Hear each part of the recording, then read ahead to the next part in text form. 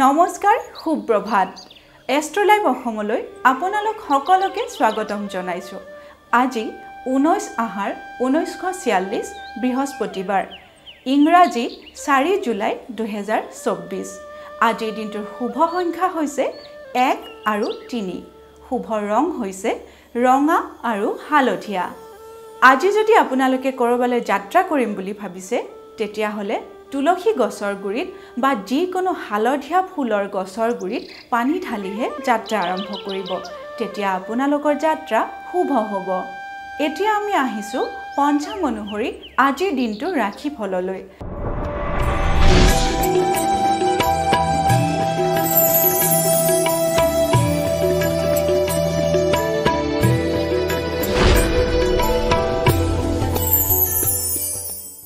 আজিৰ দিনটোৰ ৰাশিফলৰ প্ৰথম ৰাশি হৈছে মেঘ ৰাশি।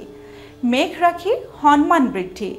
মেঘ ৰাশিৰ জাতক জাতিকাৰ কাৰণে আজিৰ দিনটো খুবেই ভাল। আজিৰ দিনটোত আপোনালোকে যিকোনো ৰাজহুৱা বা ৰাজনীতিক ক্ষেত্ৰত সন্মান লাভ কৰিব পাৰে।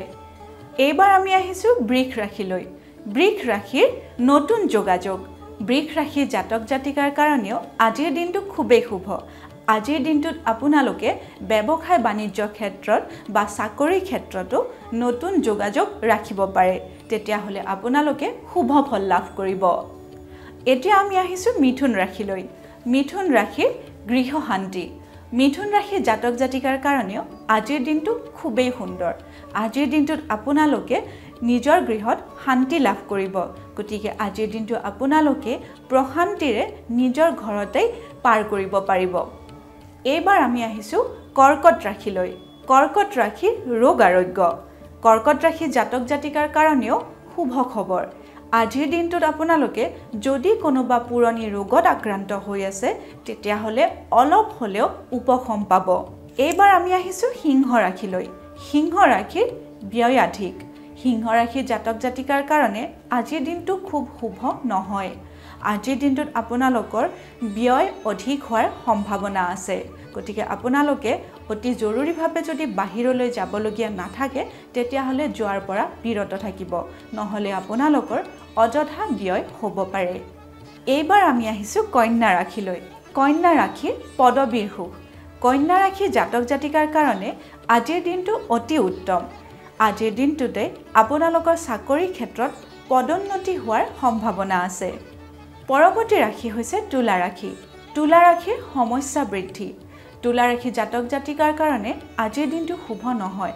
আজিৰ দিনটোত আপোনালোকৰ জীৱনলৈ বিভিন্ন ধৰণৰ সমস্যা আহিব পাৰে, যেনে ঘৰুৱা অশান্তি বা কৰ্মক্ষেত্ৰত অশান্তি, গতিকে আজিৰ দিনটো আপোনালোকে সাৱধানেৰে পাৰ কৰিব। এইবাৰ আমি আহিছো বৃশ্চিক ৰাশিলৈ। বৃশ্চিক ৰাশিৰ শুভ সংবাদ লাভ। বৃশ্চিক ৰাশিৰ জাতক জাতিকাৰ কাৰণে আজিৰ দিনটো খুবেই উত্তম। আজিৰ দিনটোত আপোনালোকে বিভিন্ন ধৰণৰ শুভ সংবাদ লাভ কৰিব পাৰে। পৰৱৰ্তী ৰাশি হৈছে ধনু ৰাশি।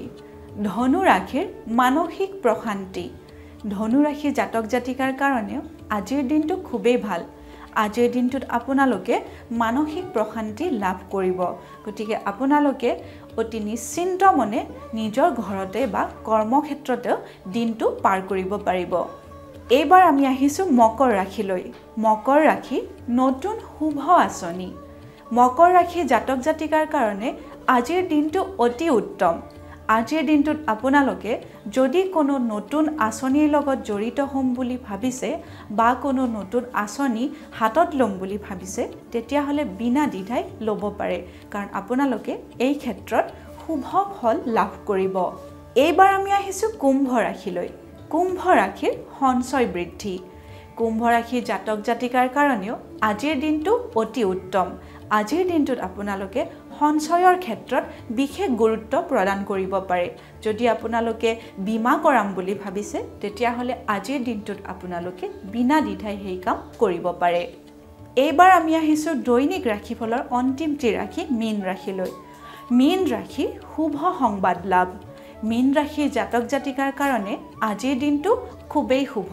আজিৰ দিনটোত আপোনালোকে যিকোনো ধৰণৰ শুভ সংবাদ লাভ কৰিব পাৰে যদি আপোনালোকে চাকৰি বা তেনে কোনো ধৰণৰ কামৰ লগত জড়িত হৈ আছে এই ক্ষেত্ৰতো আপোনালোকে নিশ্চয়কৈ শুভ সংবাদ লাভ কৰিব লগতে বিদ্যাৰ্থীসকলৰ বাবেও আজিৰ দিনটো খুবেই শুভ এয়াই আছিল আজিৰ দিনটোৰ ৰাশিফল এষ্ট্ৰলাইভ অসমৰ দৈনিক ৰাশিফল অনুষ্ঠানৰ পৰা আজিলৈ মই বিদায় মাগিছোঁ আপোনালোকৰ দিনটো শুভ তথা সমৃদ্ধিশালী হওক ধন্যবাদ